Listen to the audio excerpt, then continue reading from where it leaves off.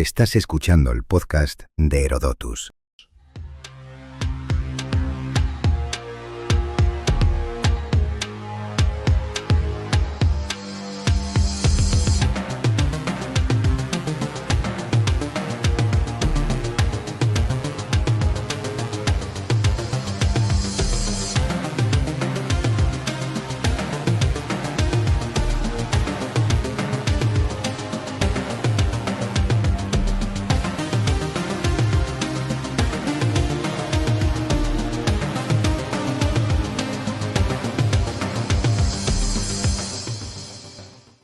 Bienvenidos a este nuevo episodio de La Voz de Heródoto, del grupo Herodotus, donde hoy vamos a hablar sobre uno de los temas que más nos apetecía hacer, pero de los más complicados y más complejos que vamos a tratar. Y es que hoy vamos a hablar de lo que fue ETA y, bueno, un poco de la historia de ETA. Y para ello, hoy nos acompaña María Sangil, bienvenida, que sin lugar a dudas es una de las voces más respetadas y firmes en la defensa de la libertad y en la lucha contra el terrorismo en España. Así que, María, de verdad, muchísimas gracias por estar aquí. Ya te he dicho antes de grabar que me hace mucha ilusión poder hacer este episodio y que desde el día 1 que empezamos el podcast lo tenía en mente y creo que es necesario. Así que, de verdad, mil gracias por estar aquí con nosotros. Pues nada, ya te he dicho también antes que gracias a ti, sobre todo por tocar este tema que me parece importantísimo y que creo que alguien tan joven como tú, que esté interesado por lo que ha sido la historia de ETA y lo que es la historia de ETA, porque Jaime Mayor tiene una frase muy buena que es que ETA no es una historia del pasado, ETA es una historia del presente y del futuro. Bueno, pues que darte las gracias porque tengas interés y porque quieras que mucha más gente también conozca todo esto. Por supuesto, o sea, al final es parte de nuestra historia y aquí lo que buscamos es defender la verdad y poder transmitirla, por lo que gracias a ti. Antes de empezar, voy a hacer una pequeña presentación para los que no te conozcan. María es nacida en San Sebastián y licenciada en Filología Bíblica Trilingüe por la Universidad Pontificia de Salamanca. Comenzó su trayectoria en política en el ayuntamiento de su ciudad natal como concejal y teniente alcalde y más tarde fue diputada del Parlamento Vasco. Después fuiste presidenta del PP en Guipúzcoa y posteriormente pasaste a ser la presidenta del PP Vasco en general. Hoy desempeña el cargo de presidenta del Observatorio de Víctimas del Terrorismo de aquí del CEU, a quien también damos las gracias por permitirnos grabar en sus instalaciones, y es vicesecretaria de la ACDP. Asimismo, bueno, eres una de las principales impulsoras de NEOS, aunque siempre dices que lo haces de manera vocacional junto con Jaime Mayor Oreja, que es compañero de partido tuyo. Y por último, bueno, su compromiso cívico ha sido reconocido en numerosas ocasiones, como cuando recibió el premio de la convivencia cívica del Foro de Hermoa junto a Rosa Díez. Así que, de nuevo, María, mil gracias por estar aquí con nosotros y, si te parece, empezamos. ¿Empezamos? Bueno, yo soy de la generación que nunca terminó de vivir los años malos de ETA que se llaman, que son un poco los años 80, los años 90. Sí que es cierto que, como te he comentado antes de empezar la grabación, yo tengo recuerdo del atentado de la T4 y demás, y tengo recuerdo de cuando ETA anunció que dejaba las armas hace unos 14 años. Pero sin embargo soy de una generación que se han publicado numerosos artículos este año que no conoce y no sabe lo que fue ETA y menos aún quién fue pues Gregorio Ordóñez, Ernest Lluch o Miguel Ángel Blanco. Entonces, como primera pregunta, me gustaría que nos contaras qué es ETA y bueno, un poco qué era ETA. ¿Sí? Vale, como primera pregunta es complicadita, ¿eh? A ver, yo por un lado me alegro muchísimo que vuestra generación no haya vivido lo que vivimos nosotros. Pero por otro lado es que es como el péndulo, es decir, o pasamos de vivir todo el día con la presencia de ETA, que era como una especie como de cosa obsesiva, a que vosotros no sepáis quiénes son efectivamente Gregorio Ordóñez, Ernest Lluch, Miguel Ángel Blanco, José Antonio Ortega Lara, que son los héroes de la democracia. Entonces, ¿cómo explicaros lo que es ETA? Tenemos que ponernos a finales de los años 50, en el País Vasco, hay un grupúsculo de jóvenes, sobre todo de Bilbao, muchos de la carrera de ingenieros, bueno, pues que son unos jóvenes como muy idealistas, que hablan de la autodeterminación del pueblo vasco, cosa que, bueno, el pueblo vasco existe a partir del año 78, que las tres provincias vascas tienen una unidad política, y ven que el Partido Nacionalista Vasco no hace mucho por esa autodeterminación, esa independencia, se centran también mucho en esas colonias que están siendo liberadas en otro tipo Argelia, bueno, pues todo ese tipo de cosas, y ahí surge lo que se llama ETA. Con los años, en el año 68, ETA comete el primer atentado de un guardia civil. Pardines, ¿no? Pardines, al que hay que recordar, José Antonio Pardines, un guardia civil de tráfico jovencísimo, que tiene la mala suerte en Villabona, cerca de San Sebastián, de parar un coche en el que iban 2 etarras y le matan. Bueno, mucha gente quiere hacernos creer que ETA nace contra el franquismo, que tampoco tendría ningún tipo de justificación, porque el terrorismo no se justifica bajo ningún concepto. Pero no es verdad, porque también yo creo que un dato muy, muy interesante que hay que contar es que el 5% de los atentados de la banda terrorista se producen en época de Franco, pero el 95% restante en democracia. Con lo cual, eso ya es un dato que desmiente absolutamente que ETA naciera. Esa idea de que era un grupo antirrevolucionario y demás demuestra que es falso. Falso completamente, porque si no, el año 75 ETA deja de existir y se acabó, porque llega la democracia. Y sin embargo, los años más duros son los años 80, que se llaman los años de plomo, en los que ETA llega a matar a casi 100 personas al año. Imagínate, cada 3 días un atentado. Eso es terrorífico. Una democracia balbuceante, recién nacida, bueno, después de 40 años de dictadura y una banda terrorista que está azotando continuamente. Eso nos lleva a que ETA ha determinado la historia de este país, porque si ETA no hubiera existido, muchas de las decisiones políticas que se toman no se hubieran tomado. Entonces, vivimos en una situación de terror, de falta de libertad, de miedo, de no saber qué hacer con la banda terrorista. Entonces, ETA mata. Durante esos años extermina al centro derecha vasco, a la UCD, por ejemplo, y luego mata a policías, guardias civiles, personas del ejército, con los que nunca saldaremos la cuenta que tienen, porque tienen un proyecto político, que es la autodeterminación de Euskal Herria, como decíamos antes, las 7 provincias, 3 francesas, 3 vascas y Navarra.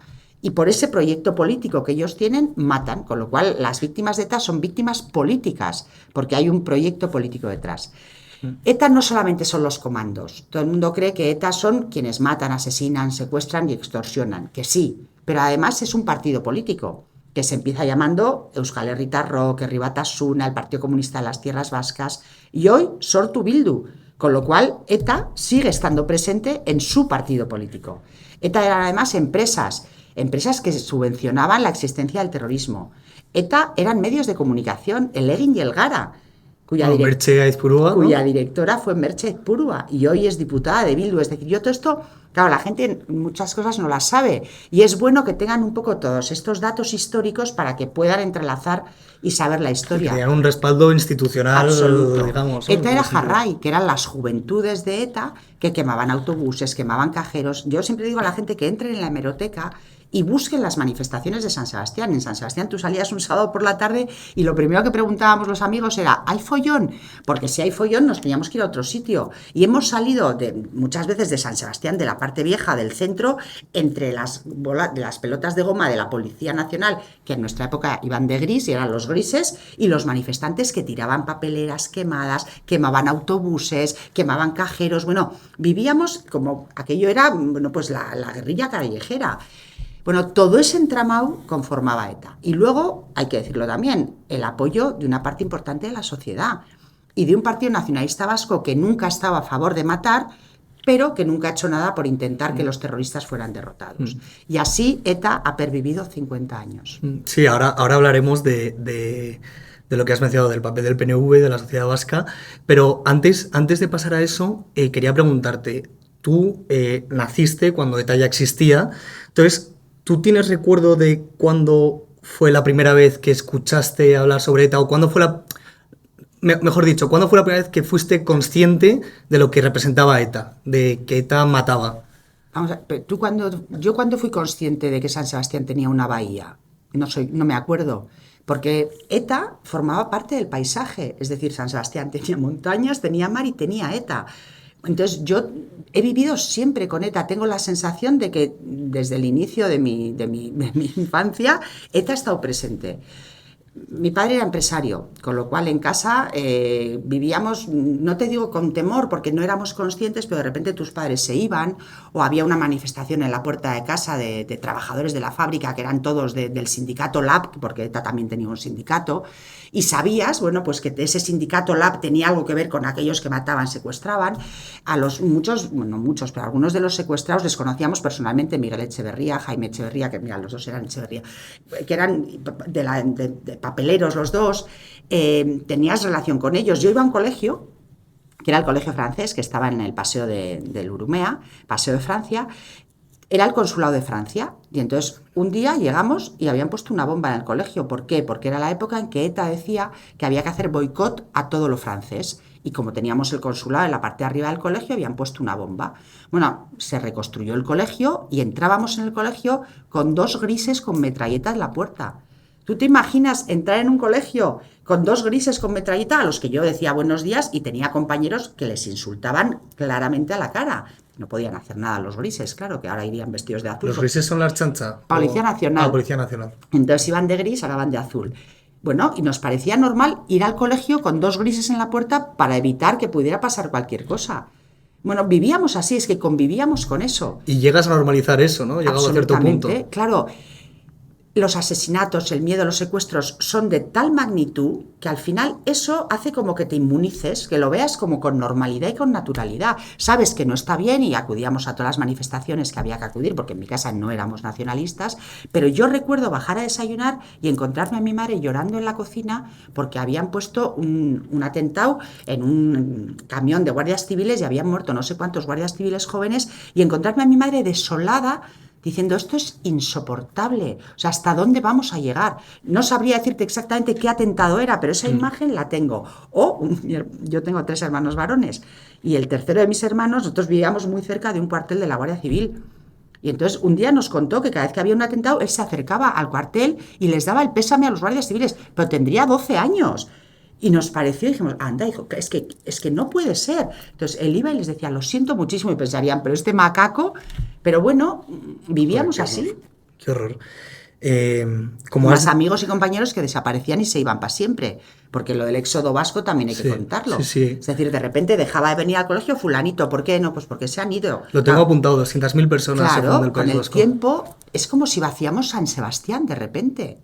Y eso tampoco pasa nada. Y es gente que se ha tenido que ir, no porque quisiera, porque tú te quieres ir, te vas. Lo has obligado. Obligado por la presión, por el miedo, porque te están extorsionando, porque puedes ser sujeto de un atentado. Y la gente se iba. Él se iba con toda su familia. Pero todo eso ha cambiado el censo electoral. Que eso también hay que tenerlo en cuenta desde el inicio de la democracia. 200.000 vascos que no votan. Que no votan. 200.000 vascos que no votaban nacionalista. Con lo cual, al nacionalismo le ha venido muy bien que ETA obligara a toda esa gente a marcharse, porque al final esos votos, bueno, pues no incidían en el resultado electoral. Claro, no, la verdad que nunca lo había pensado así, pero claro, tiene su efecto en las elecciones. Claro.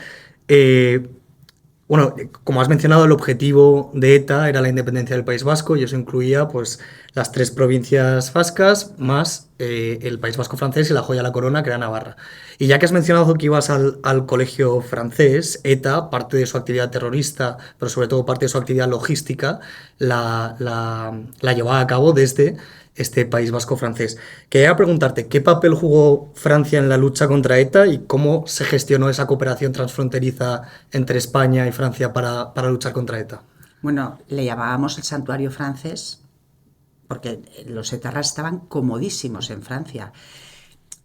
No es fácil gestionar la existencia de una banda terrorista, y España, como decíamos antes, venía de una dictadura, todo era nuevo, todo era complicado, pero Adolfo Suárez, Leopoldo Calvo Sotelo y Felipe González no lo hicieron bien. Que yo no digo que hubiera sido fácil hacerlo, yo no hubiera sabido tampoco, ¿eh? No lo hicieron bien porque intentaron desde la negociación hasta la guerra sucia, sobre todo Felipe González. Claro, negociar con un terrorista es lamentable, no puedes, porque es un tipo que tiene una pistola, claro, entonces en cuanto tú no le das la razón te pega un tiro, no puedes negociar, o sea, no hay un equilibrio. Es lo que decía Gregorio Ordoño de ser el banco y negociar con el atracador del banco. Claro, y que es que Gregorio decía cosas muy contundentes y muy bien dichas y muy pedagógicas, porque es verdad, si yo voy a negociar con el que me va a atracar el banco, pues hombre, pues no. Entonces, ellos no lo hicieron bien y tampoco supieron trasladar al resto de Europa la situación de España. Entonces, Francia se lavaba las manos. En Francia ETA no mataba. Los etarras vivían en Francia, les veías tomando cafés en los bares de San Juan de Luz y de Hendaya, pero no, la gendarmería no les atacaba, no les hacía nada, porque ellos estaban en el santuario francés. Es verdad que cuando llega Jaime Mayor Oreja como ministro del Interior, una de las cosas que hacen dentro de las magníficas políticas antiterroristas que pone Aznar en marcha es que Europa entienda que tenemos entre manos una banda terrorista, que no son unos jóvenes idealistas que luchan por una cosa muy romántica, que no, que son asesinos. Y entonces el gobierno francés es cuando también empieza a colaborar y se les pone dentro de lo que es la lista europea de bandas terroristas y se empieza a entender el fenómeno que existe. ¿Pero por qué? Porque hay un gobierno en España firme que quiere con la ley y solo con la ley derrotar al terrorismo. Como has mencionado, y ya que estamos hablando de derrotar a ETA con la ley, si algo ha sido común en el País Vasco ha sido la hegemonía del PNV en el gobierno, bueno, de la comunidad en sí, con alguna excepción como cuando Patxi López, que a día de hoy está tan en la política nacional, le tenemos todos tan presente. Patxi López fue el lehendakari, pero aparte de eso, en general, siempre el lehendakari ha sido alguien del PNV, aunque parece que próximamente puede que el próximo lehendakari sea de Bildu. Pero bueno, volviendo al PNV, ¿qué papel tuvo el PNV en esta lucha contra ETA? Y en este contexto, ¿cómo valoras episodios como el Pacto de Estella? Bueno, el PNV en la lucha contra ETA, papel cero, porque la palabra lucha y contra ETA no entraba dentro de lo que hicieron. El PNV gobierna desde el inicio de la democracia, es decir, ellos han sido siempre lehendakaris, me da igual que sea PNV Euskal Alkartasuna, porque tuvieron una escisión, pero bueno, me da igual. Siempre han gobernado. Los 4 años de Patxi López vamos a obviarlos porque no valieron para nada, pudiendo haber sido años trascendentales en la política vasca, bueno, nada, o sea, inane, ningún interés. Entonces, el PNV siempre ha entendido que ETA defendía el mismo proyecto que ellos y que al final el famoso dicho de unos agitan el árbol y otros recogen las nueces. ETA mataba y los beneficios políticos eran para el PNV, porque esos 200.000 vascos que se fueron, bueno, pues dejaron de votar constitucionalista, con lo cual el PNV seguía teniendo una absoluta hegemonía. Pero además de eso, el PNV siempre tenía claro que con el terrorismo no se podía estar. Pero no querían derrotar a los terroristas porque eran estos chicos, bueno, pues al final habían nacido como del origen del nacionalismo vasco y compartían proyecto. El salto cualitativo es Estella, es decir, en el año 97 ETA secuestra a un jovencísimo concejal de Ermua, de una localidad de Vizcaya, que es Miguel Ángel Blanco, y da un plazo de 48 horas para matarlo si el gobierno central, que es el gobierno de José María Aznar, no cumple unos requisitos. Un chantaje absoluto, que sabíamos desde el principio que José María Aznar no iba a someterse a ese chantaje, porque tú no puedes, bueno, el Estado de Derecho no se puede ver chantajeado por una banda terrorista. Entonces, año 97, a las 48 horas ponen de rodillas a Miguel Ángel Blanco, le pegan un tiro en la nuca y le dejan moribundo, muere en la madrugada del día siguiente, pero bueno, muere. Eso genera una conmoción social de tal magnitud, 30 años después del primer atentado, porque antes hemos dicho que matan por primera vez en el año 68 y ya estamos en el 97. Bueno, pues 30 años después, de repente, las conciencias mayoritariamente de la sociedad española se ven conmocionadas y la gente sale a la calle. Son las manos blancas, la gente diciendo basta ya, y se produce un rechazo social, bueno, que es como una marea. Y en el País Vasco, en Bilbao, bueno, ¿no? Hubo una manifestación. En Bilbao una manifestación de millones de personas. La gente va a las sedes de Batasuna, que están protegidas por la Ertzaina, que la Ertzaina, que es la Policía Autonómica Vasca, va cubierta. Pero se lo quita, ¿no? Y ese día la Ertzaina se quita las, no sé cómo se llama lo que te pones. Los pasamontañas. Los pasamontañas, gracias. Se quitan, se abrazan con la gente. Es decir, se producen momentos históricos que verdaderamente pensamos, esto está empezando a cambiar, porque la gente está saliendo a la calle a manifestarse con algo que es prepolítico, que es que no es de derechas o de izquierdas, que es que tenemos una banda terrorista a la que hay que derrotar. Bueno, eso asusta tanto al PNV, es decir, el PNV piensa a ver si esta marea de rebeldía cívica no solamente acaba con el terrorismo y con ETA, sino que acaba con el nacionalismo.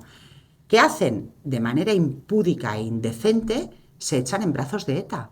Y a los meses firman el Pacto de Estella con todas las fuerzas nacionalistas, con los partidos nacionalistas, los sindicatos nacionalistas, las agrupaciones, todo el nacionalismo en su conjunto firma el Pacto de Estella diciendo, en resumidas cuentas, que nunca van a pactar con el constitucionalismo y que ellos lo que van a poner en marcha es la búsqueda del proyecto de la autodeterminación.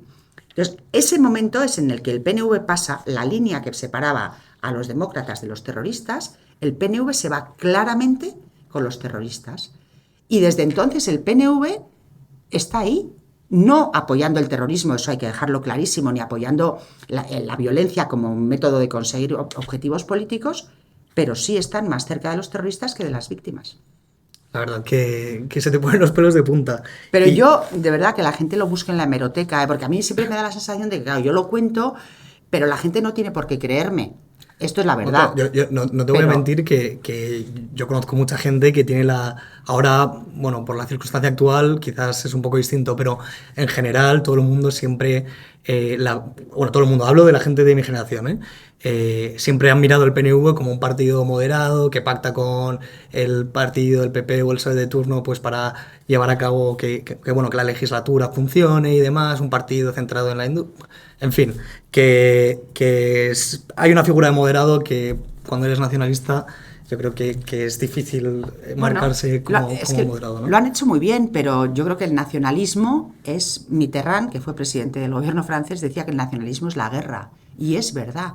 El nacionalismo es una ideología xenófoba, de ruptura, de segregación. Es decir, el nacionalista se cree que es superior al resto. No, claro, total. Yo soy vasca, o sea, es que no hay más vasco que yo, no sé cómo decirte, pero soy española, no tengo ningún problema. O sea, mi españolidad no se basa en despreciar al resto de nacionalidades, que yo me enriquezco con todo el bueno que tenemos. Pero el nacionalista es un tipo que se cree que es superior. De hecho, ¿por qué los vascos tenemos un concierto económico? ¿Por qué tenemos unas ventajas fiscales que no tiene el resto de ciudadanos españoles? ¿Por qué los vascos tenemos que tener determinados privilegios? ¿Los españoles no somos todos libres e iguales? No es verdad, no somos iguales. Pero ahora, a ver quién se atreve desde el País Vasco a decir que nosotros queremos tener el mismo régimen fiscal que Andalucía. ¿Pero por qué no? Yo siempre pienso, yo soy madre de familia.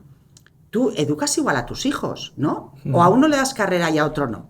No, total. No, claro, entonces, pero los vascos, como había una banda terrorista, se nos ha cuidado siempre con un cuidado especial. Y al nacionalismo en Cataluña, por ejemplo, también. Porque, claro, al final, los partidos nacionalistas, Junts o Convergencia y Unió en su momento, o el PNV, han servido de fiel de la balanza. Es decir, se apoyaban al PP, apoyaban al PSOE, y los partidos, sabiendo eso, eran muy generosos con el nacionalismo. A ver quién te daba más. Claro, entonces tú al nacionalismo le empiezas dando por aquí y termina No, aquí, claro, por o sea, supuesto, sí. lo suyo es una exigencia ilimitada de todo, o sea, que no están cubiertas todas las concesiones del Estatuto de Autonomía, que no es verdad, lo último que les han dado son las cárceles.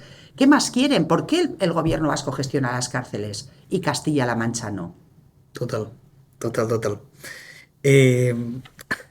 Hay un político del PP, ex portavoz del PP vasco también, y que creo que fue concejal en el País Vasco, que en una entrevista afirmó que perdió la fe porque la Iglesia en el País Vasco se empeñó en que así fuera. Y pone de ejemplo que el sacerdote que le dio la comunión acabó en prisión por colaborar con ETA. Luego hay un libro de Rafa Latorre que se llama Habrá que jurar que todo esto ha ocurrido, que está centrado en el proceso, no en el nacionalismo vasco, pero cita a Fernando García de Cortázar, que, bueno, para quien no lo sepa, era un jesuita vasco e historiador muy relevante en España, y cuenta que Fernando García de Cortázar un día le dijo que alrededor de todo nacionalismo conservador siempre se apiñan los curas dando un impulso a la propagación de este nacionalismo. Y luego menciona, donde hubo carlismo hay curas y nacionalismo. Tú públicamente has manifestado que eres una persona con mucha fe.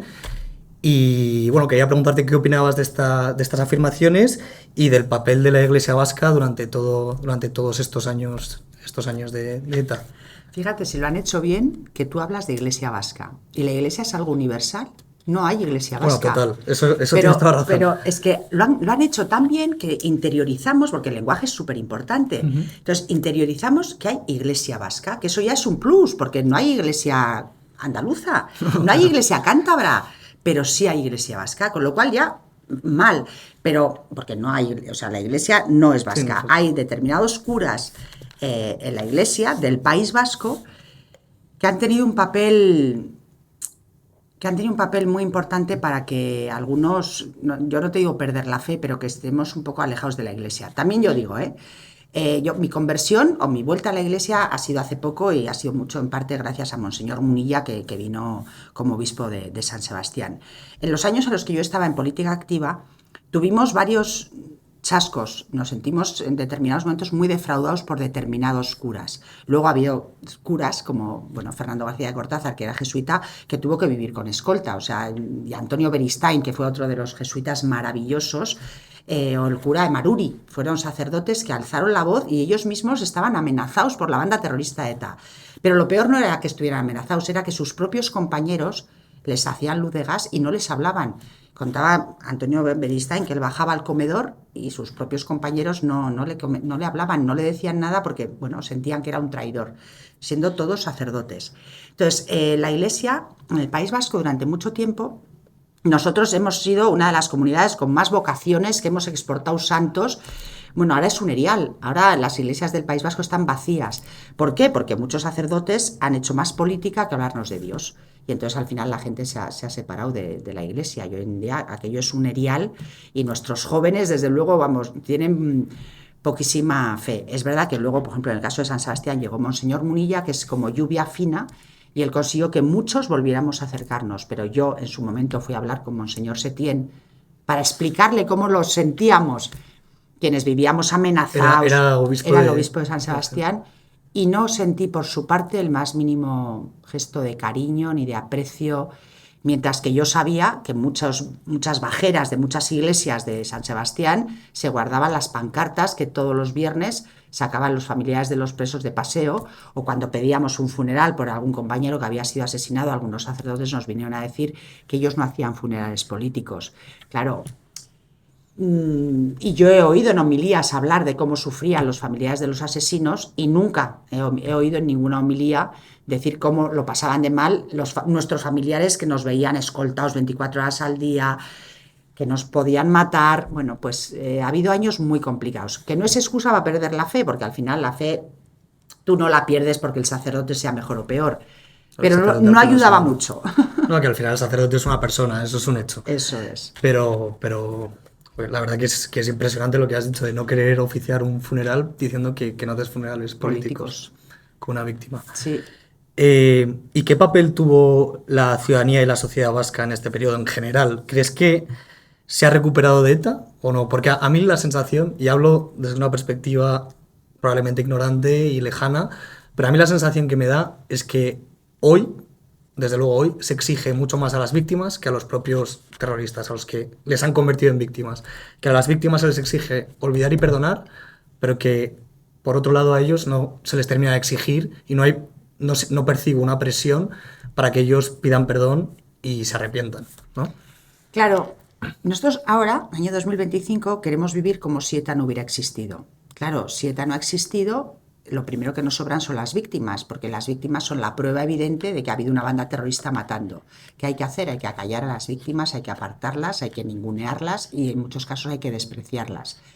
Y hay que blanquear el pasado de la banda terrorista, es decir, para que Bildu pueda seguir siendo un socio preferente de Pedro Sánchez, a quien se le recibe en la Moncloa como si fuera un partido democrático de pleno derecho, hay que blanquear toda su historia. Y la sociedad ha contribuido a esto también. Yo entiendo, yo nací en San Sebastián, vivo en San Sebastián y entiendo que toda la vida ir a contracorriente es muy difícil. Era mucho más fácil ponerte de perfil, hacer como que el tema no iba contigo.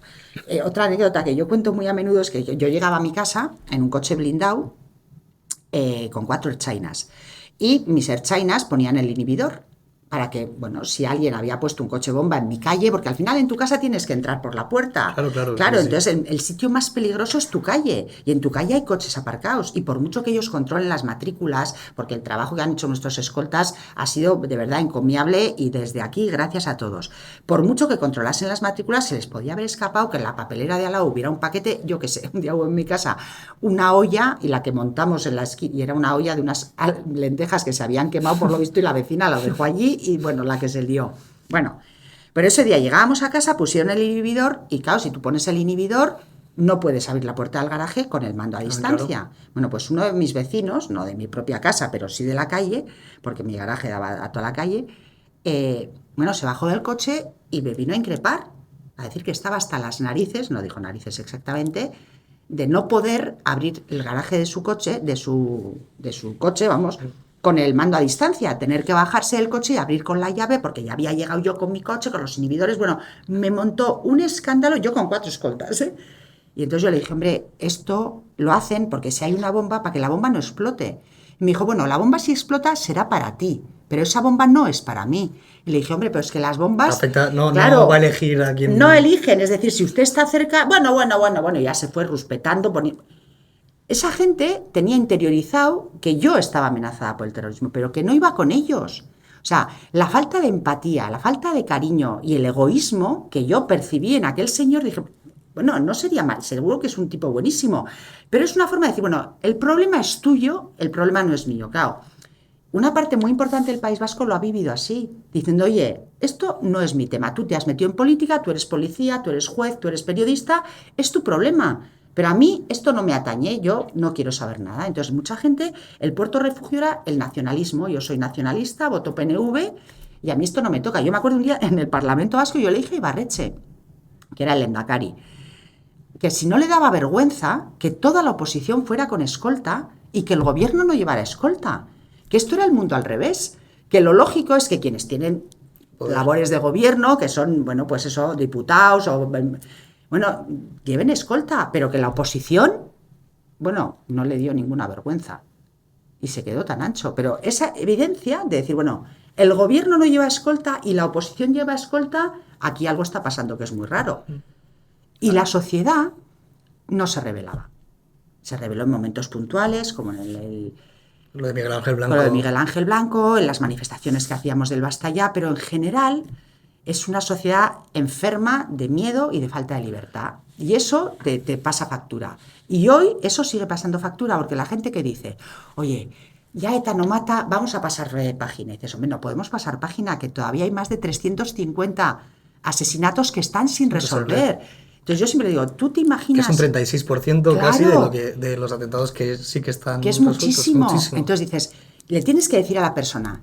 ¿Tú te imaginas que alguien ha matado a tu padre y que no sabes quién ha sido? Porque el duelo de la víctima se termina cuando ven y saben quién ha sido el asesino y que ese asesino está cumpliendo la condena que le corresponde, porque eso es lo lógico. La víctima que confía que la justicia actúe, porque si no cogerían cada una pistola y harían, y no lo han hecho. O sea, las víctimas son encomiables, pero para cerrar su duelo tienen que saber quién asesinaba a su familiar y que esa persona está cumpliendo la condena que le corresponde, que seguramente será menos de la que tú le pondrías, pero bueno, la justicia actúa. Claro, no, que las víctimas perdonen, pero ¿cómo que las víctimas perdonen? Ana Iribar, que es la viuda de Gregorio Ordóñez, cuenta que el día que enterramos a Gregorio, bueno, ella estaba súper protegida por su familia, no le dejaban coger el teléfono, siempre estaba acompañada de alguien, pero que en un momento determinado ella estaba en casa y que no sabe por qué estaba sola, pues su madre estaría en la cocina, lo que fuera, y sonó el teléfono, y ella cogió el teléfono. Y era un periodista al que ella conoce, y que el periodista le dijo, oye, no sé qué, Ana, ¿perdonas? Y le dice, ¿pero cómo voy a perdonar si todavía no me he dado cuenta que acabo de enterrar a mi marido? ¿Cómo me puedes preguntar si perdono a quien ha matado a mi marido? Entonces, a las víctimas les pedimos una extrema generosidad, de la que luego seguramente nosotros no somos capaces de tener, pero les pedimos que perdonen, que olviden. Y dices, pero que no puede ser, pidamos al asesino que se arrepienta, ya que pida perdón o no, yo lo del perdón creo que es muy particular. Pero yo no he visto a ningún asesino de los que ya están en la calle que públicamente haga una declaración de arrepentimiento, y ya me gustaría.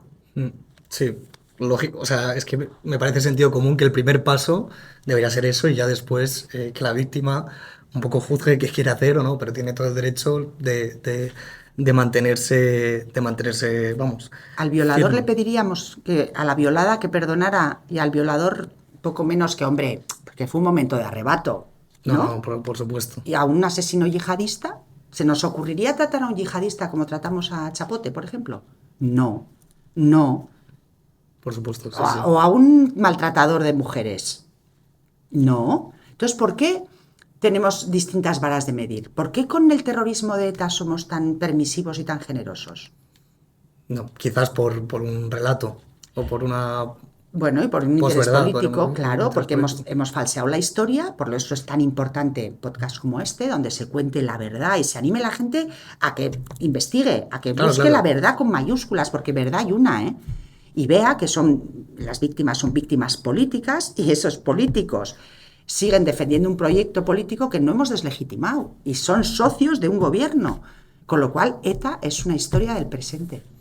Y habiéndote criado en San Sebastián y sabiendo, bueno, habiendo nacido pues en una sociedad, como acabas de contar, que realmente tenía un problema o una enfermedad, como tú has dicho, que era ETA y el miedo y demás, y bueno, que era en general una situación muy complicada donde vecinos se podían podían increpar a otros vecinos.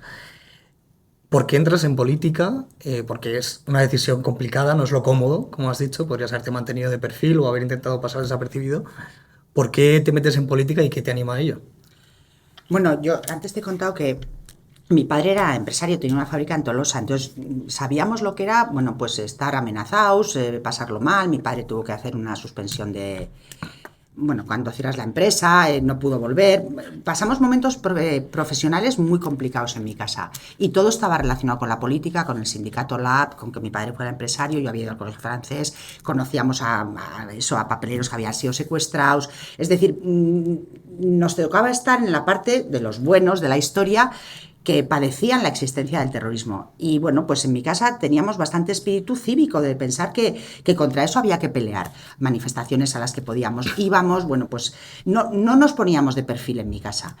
Yo estudié fuera y yo recuerdo que ya estudiando fuera yo me fui a colaborar en las elecciones, que eran las elecciones de la OTAN, porque quise ser interventora, es decir, me atraía el hecho de formar parte de lo que estaba aconteciendo, de esa democracia recién nacida. A mí, bueno, yo recuerdo que yo viví el 23F, que al día siguiente tenía examen de química y de vasco, era un lunes por la noche, creo recordar. Bueno, esa noche yo no dormí porque me pareció apasionante vivir en primera persona ese momento de la historia, el golpe de Estado. Yo recuerdo al rey en la tele, bueno, pues quizás siempre he tenido como mucho interés. Y cuando vuelvo de Salamanca, quiero ponerme a dar clases de latín en los colegios, pero era la época en la que ya por saber vasco en los colegios se daba una cierta subvención y no me contratan. Yo daba muchas clases particulares de latín y mi grupo de amigos es la gente del PP de San Sebastián, con los que salimos, con los que estamos, y yo me pongo a vender seguros, que para mí es lo peor del mundo. Y recuerdo que llegan las elecciones del 91 y me proponen ir a trabajar al ayuntamiento con mi grupo de amigos. Y yo, con tal de dejar de vender seguros, hubiera hecho el pino con las orejas, pero no pensando en que iba a entrar en política, ni mucho menos. O sea, no estabas afiliada al PP. No estaba ni afiliada al PP, pero bueno, hacía campañas con ellos, era interventora, porque me gustaba mucho la vida política, pero yo no era de nuevas generaciones, no fui nunca de nuevas generaciones. Entonces, recuerdo que me puse a trabajar en el ayuntamiento con Gregorio Ordóñez codo con codo. Y le dije, al cabo de, yo qué sé, de 2 meses, le dije, oye, Gregorio, me tendré que afiliar. Y me dijo, que no, mujer, que no te afilies. Y me afilié por vergüenza torera, porque pensé, hombre, ¿cómo no me voy a afiliar? Estoy trabajando en el PP de San Sebastián, pues ya me afilio porque me parecía lo mínimo. Llegaban las elecciones del año 95 y lo lógico, lo que hacíamos, éramos tan pocos, que quien entraba a trabajar de secretaria, asesora, jefa de gabinete, lo que fuera, pasaba luego a la lista electoral como concejal. Y Gregorio me dijo, oye, te voy a poner en listas. Yo le dije, mira, Gregorio, no me pongas en la lista. Gregorio era el teniente alcalde, portavoz del PP vasco, presidente del PP de Guipúzcoa. Bueno, Gregorio era un político fuera de serie. Le dije, porque tú y yo hacemos muy buen tándem. Yo era lo que ahora se llama jefa de gabinete. Y es verdad que trabajábamos fenomenal, compaginábamos muy bien. Le dije, y a mí esto en la política me parece horrible, o sea, horrible. Odio hablar en público, no me gusta nada. Y me dijo, vale, pues fenomenal. Pero van y lo matan. 23 de enero del año 95, mientras estábamos comiendo en un restaurante en la parte vieja de San Sebastián, entra un pistolero, le pone una pistola en la nuca y lo mata. Claro. Frente a ti. Enfrente mío. Enfrente de mí. O sea, y entonces eso sí que supone para mí, en mi vida, un antes y un después, en lo personal, en lo político, en todo, porque claro, aquello me produce, bueno, pues una conmoción absoluta, tengo un shock postraumático. Tengo que irme a vivir a casa de mis padres, tengo que tener tratamiento psicológico. Y aparece en mi vida alguien que yo ya conocía, pero con el que no tenía relación, porque bueno, era el presidente del partido del País Vasco, que era Jaime Mayor Oreja. Jaime sustituye a Gregorio, porque vienen las elecciones municipales, como candidato del PP en el Ayuntamiento de San Sebastián. ETA mata a Gregorio porque saben que va a ser el siguiente alcalde de San Sebastián. Y si Gregorio es alcalde de San Sebastián en el año 95...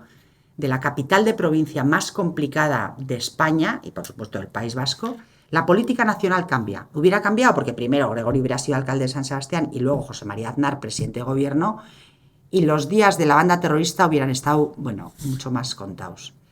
Por eso lo matan, porque es una amenaza clarísima. Porque ETA lleva sin matar políticos desde el año 84. Y entonces ahí dan un salto, matando otra vez a un político, porque empiezan a socializar el terror.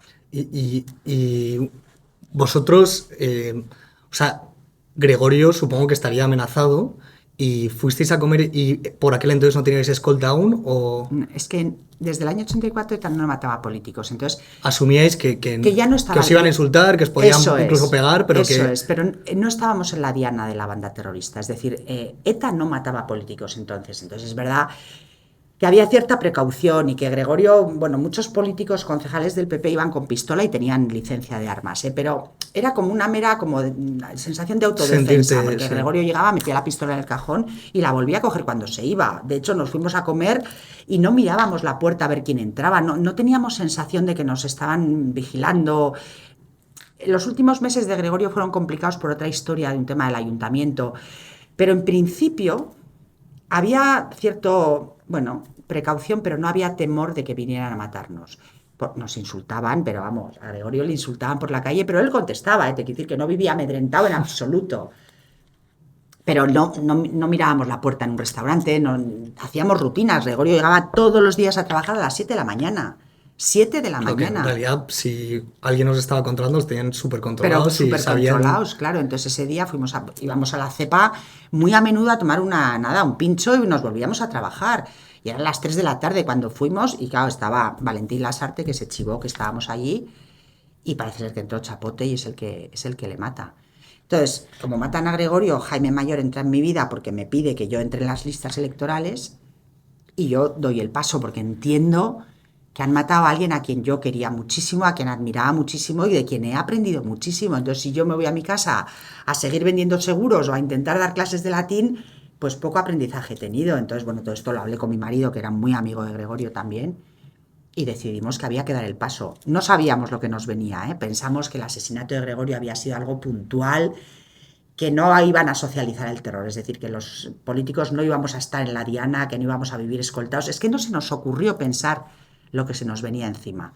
Hay un testimonio tuyo que me parece impresionante y es que cuentas que cuando matan a Gregorio, por supuesto tú miras para arriba y ves a la persona que le asesina, de forma cobarde, por cierto, por la espalda, pero tú siempre cuentas que por el impacto del momento nunca pudiste recordar la cara de quién fue y hay una foto que me impresionó mucho, que es tu foto mirando a Chapote en el juicio, mirándole a la cara.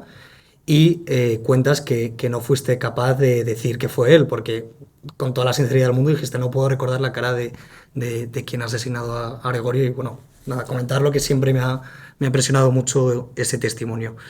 Y claro, supongo que después de esto sigues en política porque Jaime Mayor Oreja te lo pide, en parte porque por rendir homenaje a la labor de Gregorio, de plantar cara. Y bueno, tu familia, por lo que has dicho, tu marido te apoyó al ser también amigo de Gregorio y demás, pero ¿cómo retomas tu rutina? ¿Cómo retomas tu rutina después de un evento así? Y luego, ¿qué pasó con el partido? Porque también te he escuchado alguna vez decir que la muerte de Gregorio dejó huérfano al PP vasco en ese momento. Bueno, tanto como al PP vasco no, porque estaba Jaime Mayor, pero al PP de Guipúzcoa lo dejó absolutamente en la orfandad más absoluta, porque es que Gregorio lo era todo. Era un hombre que ocupaba todo el espacio. O sea, yo ya te digo, yo llegaba a las 7:30 de la mañana a trabajar y tenía mi mesa de declaraciones de Gregorio, entonces teníamos fax, no teníamos, bueno, si llegamos a tener las redes sociales ahora, Gregorio hubiera sido imbatible, pero imbatible porque tenía una capacidad de trabajo, entonces él lo llenaba todo. Cuando lo matan, el partido se queda absolutamente, pues huérfano, desolado, abatido, la orfandad más brutal. Y nos costó mucho recomponernos, es decir, el PP de Guipúzcoa se sintió, pues eso. Pero me sorprende que, por ejemplo, el asesinato de Miguel Ángel Blanco, que fue, por supuesto, terrible, sí que generó una reacción de la sociedad civil de levantarse, y en este caso Gregorio, que tenía pinta de que podía ganar las elecciones a la alcaldía de San Sebastián, no terminó de generar ese efecto, ese péndulo, digamos, de, joder, han matado a este hombre por pensar diferente a lo que piensa ETA en este caso. ¿No hubo un levantamiento o un apoyo masivo hacia vosotros? No, hubo una reacción, hubo una manifestación en San Sebastián. La gente, todo el mundo, tus padres, tus abuelos, se acordarán dónde estaban el 23 de enero del 95, porque son esas fechas que a los de una generación se nos ha quedado grabada absolutamente. Pero no terminó de darse, pues no sé, esa chispa que hace que al final haya una reacción social. Claro, del 95 al 97 ETA no para de matar concejales y cargos electos. Y lo del 97 además tiene el agravante de las 48 horas del secuestro de Miguel Ángel Blanco, que fue una crónica de una muerte anunciada. Eso es lo que despertó mucha conciencia, es decir, esos minutos, esas horas que iban pasando, la gente se iba congregando, iban poniendo velas en la calle, iba saliendo la gente a manifestarse, se le dieron las manos blancas, el Papa dijo unas palabras, se paró San Fermín, diferentes líderes europeos hablaron de la crueldad de ese secuestro. Bueno, dio tiempo, en eso ETA se confundió, porque en esas 48 horas dio tiempo a que esa chispa que no había prendido en todos los otros atentados, igual de crueles, se produjera. Esa chispa no se produjo, pero estas 48 horas permitieron que la conciencia de la inmensa mayoría de españoles dijeran, ¿pero qué estamos viviendo? Que es que esto es imposible. Claro, veíamos a los padres de Miguel Ángel Blanco, que eran dos personas adorables, deshechos de dolor. Claro, pues, ¿qué madre no se siente empática con eso? Hay una imagen terrible, que es el padre de Miguel Ángel Blanco llegando a casa de trabajar y está la prensa... Con el buzo, con el mono de trabajo. Y está la prensa esperando diciendo, oye, ¿qué opinas de lo que le ha pasado a tu hijo? Y él pregunta, ¿quién le ha pasado a mi hijo? O sea, no sabía. No sabe. Lo que había pasado. Y él viene de trabajar con el mono de trabajo, yo creo. Terrible. Y entonces se le ve la bondad, porque de verdad eran un matrimonio, han fallecido los dos, buenísimos, que además desde el primer momento supieron que el gobierno no iba a negociar y entendieron que el gobierno no negociase. Eso... Y claro, hay que vivir esas 48 horas. Entonces yo recuerdo las 4 de la tarde del sábado 12 de julio, España estaba sin respirar. Y a las 4 y poco nos enteramos que efectivamente habían cumplido la amenaza. Entonces la gente fue consciente de la maldad de la banda terrorista ETA. Mucha gente hasta entonces... Bueno, lo veía como, vamos, algo que está ahí. Pero algo que está en el periódico, eso que pasas y... Y eran tantos los asesinatos, eran tantos los secuestros que al final te adormeces. Pasa un poco como con los casos de corrupción de este gobierno, que son tantos que no abarcas a tener los... Claro, al final dices, bueno, pues no puedo más. Y entonces te anestesian. Y ETA nos anestesió con tanto dolor. Entonces la corrupción también nos anestesia un poco la conciencia. Y pasó entonces, y entonces Miguel Ángel Blanco fue un detonante. Sin embargo, a pesar de la muerte de Gregorio, ganasteis esas elecciones, ¿no? Sí, claro. A la alcaldía, aunque no pudisteis gobernar. ¿Ves cómo el lenguaje hay que cuidarlo? Es a pesar del asesinato de Gregorio. Y tú dices muerte. Ah, perdón. Claro, no, pero tienes toda la razón, pero es que al final yo soy súper pesada, ¿eh? Porque creo que hay que... Dices, no, murió. Hay que llamar a las cosas por su nombre. Claro, y fue asesino. No se murió, es que lo mataron. Total. Disculpa. Bueno, no, pero es que la gente joven, como es lógico, nosotros date cuenta que es que durante 20 años la lucha del lenguaje, nosotros no hablábamos de paz, hablábamos de libertad, porque la paz es si tú te estás callado vives en paz, pero no vives libre. Entonces nos empeñábamos en que la gente hablara diciendo exactamente lo que estaba pasando. Entonces yo recuerdo a los periodistas diciendo, bueno, pues en esta sociedad popular, porque bueno, mataron a varias personas en sociedades populares. Aquí ha muerto, y yo decía, no ha muerto, han matado. Porque al final el lenguaje también te lleva a vivir una realidad que no es la que es. Bueno, total. Perdóname. No, para nada, pero tienes toda la razón, Claro, este asesinato supongo que te hará pensar también que tú puedes ser la siguiente. O sea, suena muy duro, pero realmente supongo que en algún momento se te pasaría por la cabeza que a ti te podría ocurrir lo mismo. ¿Cómo eres capaz de vivir con ese miedo, supongo? ¿Y qué manías desarrollas? Supongo que todo lo que se cuenta de en el restaurante estar sentado de cara a la puerta, mirar debajo del coche todos los días antes de cogerlo, en fin, ¿cómo vives? Bueno, pues malvives, porque yo siempre digo que nosotros no vivíamos una realidad normal, que nosotros conseguimos normalizar la anormalidad. Porque si en tu vida tú no puedes hacer rutinas, ya tu vida es una especie de caos, porque si no puedes ir a los mismos sitios cuando te gusta, salir a las mismas horas, hacer el mismo itinerario. O sea, las rutinas nos enderezan la vida. El poder llevar a tus hijos al colegio, ir a trabajar a la misma hora, más o menos, ir por el mismo sitio, bueno, eso te ordena. Pues nosotros vivíamos en el desorden absoluto y en el caos desde ese punto de vista. Y luego vives, en mi caso yo terminé con 4 escoltas, me empecé con 2 personas todo el día detrás, a las que les tienes que explicar de víspera. Y a tus hijos que les explico, cuando te ven tus hijos pequeños con 2 escoltas, ¿qué les Bueno, dices? mis hijos ya nacieron con escolta, con lo cual para mis hijos era lo más normal, eran los amigos de mamá. Entonces les parecía normal muchas veces, bueno, ¿y por qué fulanita no tiene amigos? Pues porque trabaja en otra cosa, vale. Los niños naturalizan las cosas que tú crees que va a ser gravísimo y para ellos era lo más normal del mundo que yo tuviera escoltas. Pero claro, lo que no les parecía normal era que yo no condujera, por ejemplo, a mis hijos, el que yo no condujera les parecía traumático. Me decían, mamá, es que tú no sabes conducir, las demás madres conducen, porque claro, yo nunca conducía. Y me fui unas vacaciones y les pedí a los escoltas, que estábamos fuera del País Vasco, que me dejaran conducir una avenida, porque claro, yo sabía conducir. Y cuando mis hijos vieron que yo conducía, bueno, entonces ya les importó un pito que siempre nos llevara alguien en el coche. Bueno, son esas cosas que pasan. Tu vida es absolutamente anormal, pero vives creyendo que lo tienes que hacer. Es decir, vives con mucho miedo. Pero convencido de lo que haces. Eso es. Y sobre todo que a mí me tocó vivir la época del gobierno de José María Aznar, que sentíamos que el Estado de Derecho estaba haciendo bien las cosas. Se estaba poniendo contra las cuerdas a todo el entramado de la banda terrorista. Se ilegaliza el partido político. Se cierran las empresas, muchas de ellas, que sostienen los comandos terroristas. Se cierran los medios de comunicación desde donde se señala con el dedo a quien hay que matar y que hacen apología del terrorismo. Y esos periódicos se vendían como si fuera normal. Se va contra las juventudes contra Jarray y las juventudes de ETA, porque se dice que tú no tienes dinero para pagar el autobús, ¿vale? Pues lo va a pagar tu padre. Claro, cuando el papá tiene que empezar a pagar el autobús que ha quemado el niño, porque el niño es insolvente, pero el papá no, ya los niños dejan de quemar autobuses. Claro, es que todo eso también es poner en marcha que la ley actúe, porque la ley tiene instrumentos más que de sobra para que no haya una banda terrorista que esté en pleno funcionamiento. Entonces sentíamos que, claro, si tú pisas a la culebra, a la serpiente se revuelve y te pica. Entonces, la serpiente que hacía matarnos, pero mientras tanto ellos, el Estado de Derecho, atacaba a la serpiente. ¿Y has recuperado la plena normalidad? Bueno, yo creo que la plena nunca, porque es verdad que te quedan los manías, tics de mirar la puerta de donde estás sentado cada vez menos, ¿eh? Tienes ciertas, yo siempre digo que me ha quedado un toque, pero bueno, por hacer la gracia. Pero ahora vivo en Madrid, porque trabajo en el CEU y estoy encantada de la vida.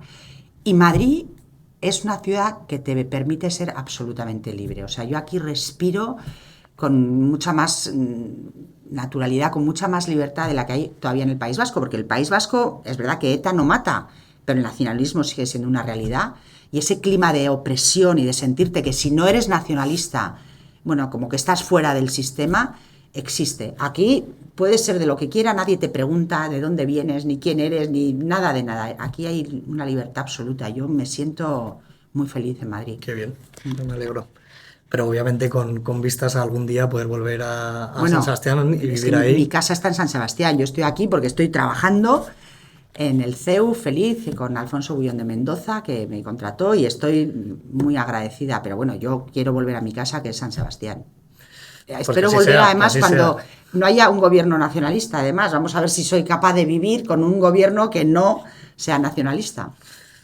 Tras más de 50 años de violencia, más de 850 muertos, 300 asesinatos sin resolver, como has mencionado, que tiene pinta de que son atribuibles a ETA, y 200.000 personas que hemos mencionado que se tuvieron que marchar del País Vasco, ETA deja las armas y más tarde anuncia su disolución. Esta es una pregunta que ya has contestado, pero era si podíamos decir que ETA ha sido realmente derrotada y si crees que el nacionalismo algún día desaparecerá y perderá toda su fuerza política.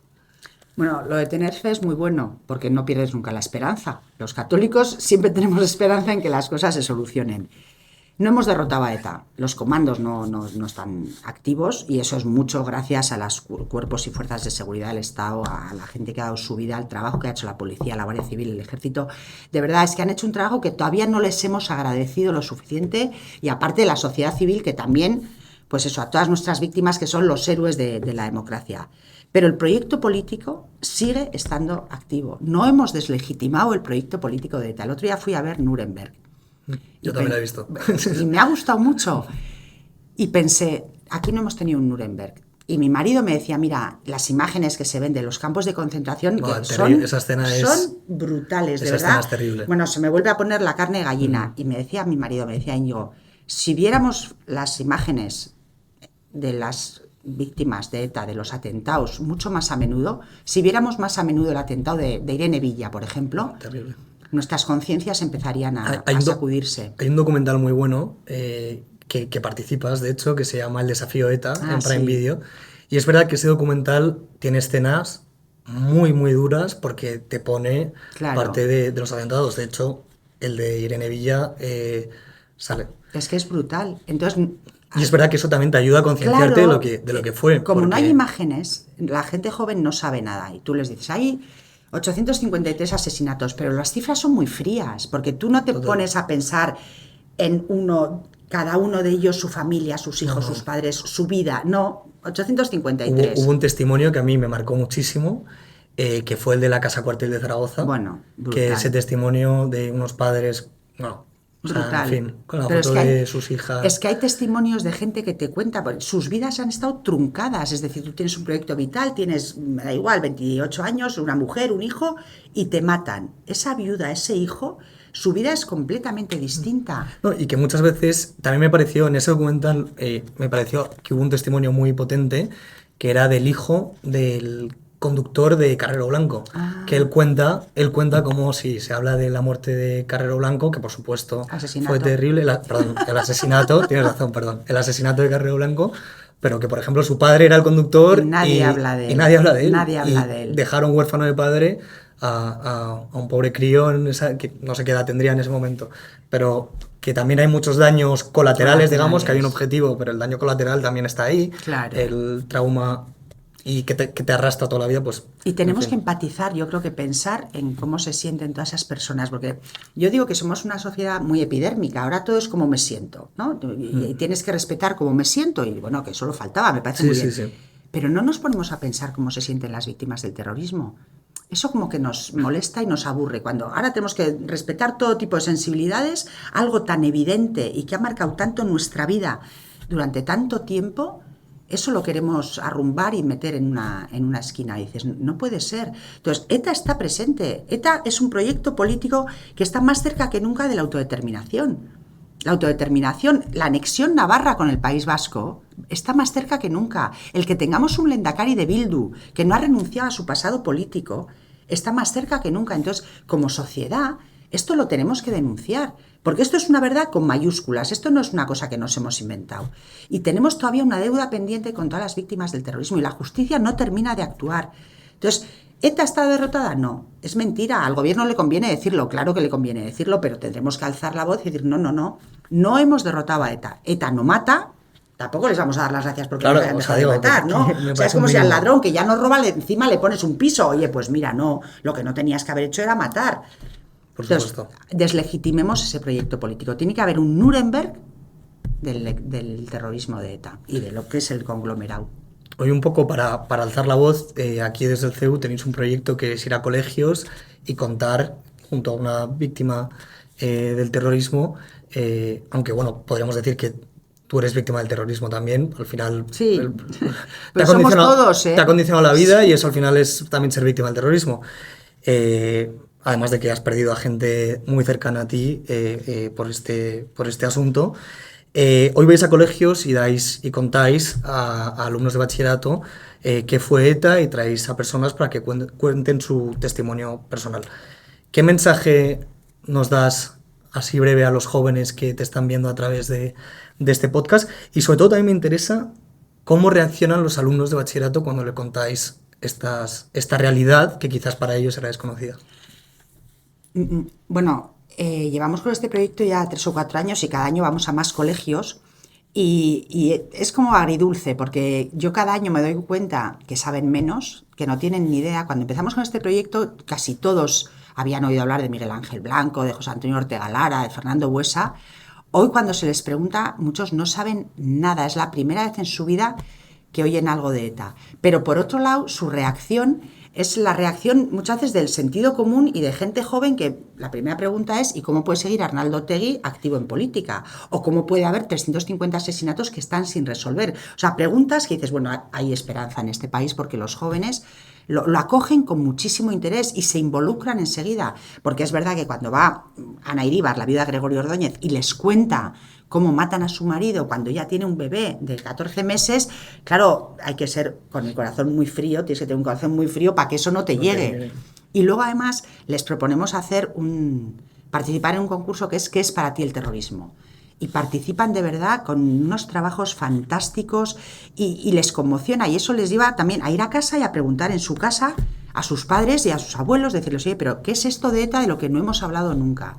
Y está muy bien porque creo que es abrirles la posibilidad de conocer una parte de la historia que tienen que conocer, porque no les podemos, limitar ese conocimiento. Yo creo que ellos tienen todo el derecho del mundo a conocer su historia. Conocer su historia, porque le estamos todo el día hablando de lo mal que lo hicimos cuando conquistamos América, o de la guerra civil y de Franco, que está muy bien, habrá que explicar nuestra historia mejor, pero esto es la historia reciente de España que tiene consecuencias hoy en día. Y me parece muy curioso que ETA duró más de 50 años, que es más de lo que duró la dictadura de Franco. Claro. Estuvo más años presente en la vida de los españoles y bueno.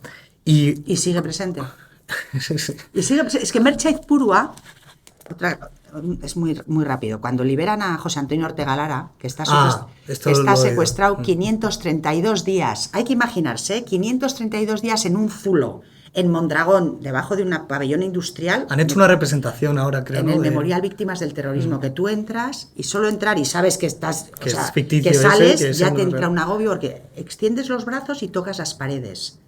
Y hay 532 días con unas paredes que supuraban humedad, porque en Guipúzcoa otra cosa no, pero humedad, imagínate en Mondragón. ¿Por qué te estaba el titular de Merche Aizpurua es funcionario de prisiones y al día siguiente, cuando le liberan, el titular de Leguín es Ortega vuelve a la cárcel. Terrible. O sea, esa es la mente de Merche Aizpurua, que ahora está en el Congreso de los Diputados, de diputada de Bildu, dándonos lecciones de democracia, porque el otro día dijo que a ver si había que legalizar al PP y a Vox.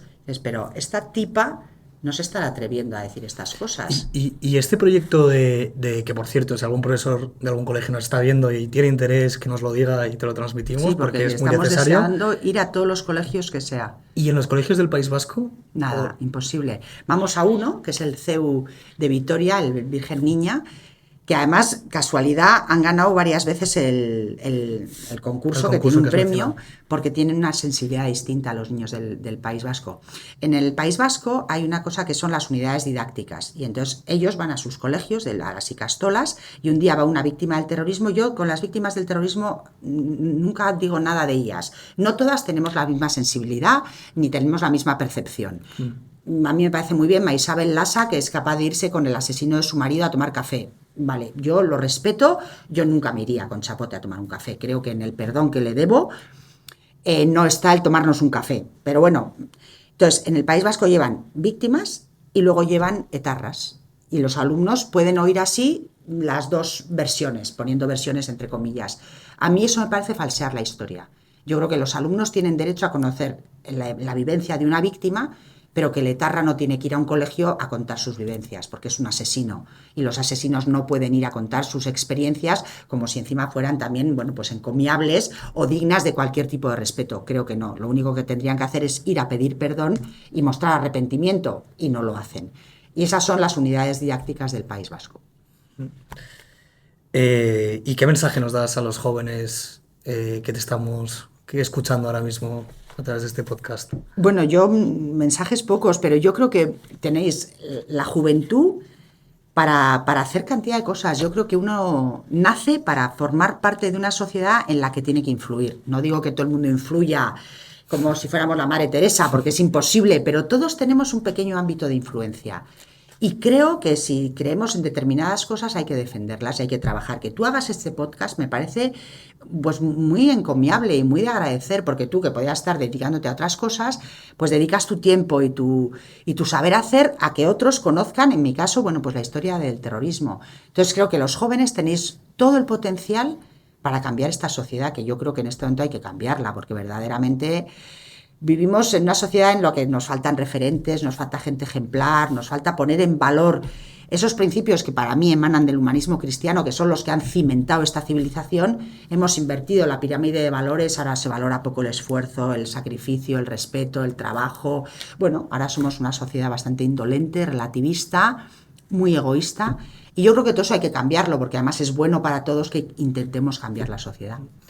Y ya por último, siempre le preguntamos esto a nuestros invitados, aunque antes me gustaría recomendar el documental que hicisteis en el CEU, que está en YouTube, de Iñaki Arteta sobre Gregorio Ordóñez, que es de quien hemos hablado, para que nuestros oyentes le conozcan un poco más, que se llama Esta fue una historia real y que está en YouTube, dura menos de 40 minutos, por lo que lo recomiendo, que la verdad que está muy bien.